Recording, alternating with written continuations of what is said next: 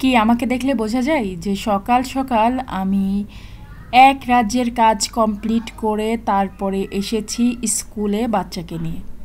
আমার সকাল হয় সেই 4:30টায়, ভোর 4:30টায়, যখন মসজিদে আজান দেয়।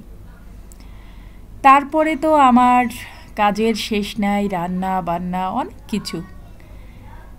হাজব্যান্ডের লাঞ্চ বক্স রেডি করি, তারপরে বাচ্চাদের টিফিন বক্স রেডি করি, সকালের নাস্তা, সব কিছু মিলে যদি বলি তাহলে বলা চলে যুদ্ধক্ষেত্রে যুদ্ধ করি। ঠিক তাই, সেম, একই রকম জীবন যুদ্ধ। কিন্তু তারপরেও ক্লান্ত হই না, চেহারায় ক্লান্তির ছাপও আসে না। কেন আসে না বলেন তো? এর একটাই কারণ, 5 ওয়াক্ত নামাজ। 5 ওয়াক্ত নামাজ যে পড়ে সে কখনোই ক্লান্ত হয় না পরিশ্রম করলে। আর পরিশ্রম যারা করে তাদের কাছে ক্লান্তি তো আসতেই পারে না।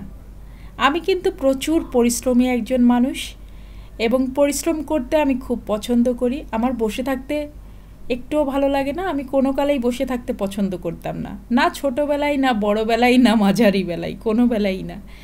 আমি সবসময় কোনো না কোনো কাজ নিয়ে ব্যস্ত থাকতে পছন্দ করি। তো এটাই হচ্ছে আমার ক্লান্তি না থাকার মূল কারণ, সেটা হচ্ছে পরিশ্রম আর 5 ওয়াক্ত নামাজ। 5 ওয়াক্ত নামাজ পড়লে আপনি কখনোই ক্লান্ত হবেন না কোনো পরিশ্রমে।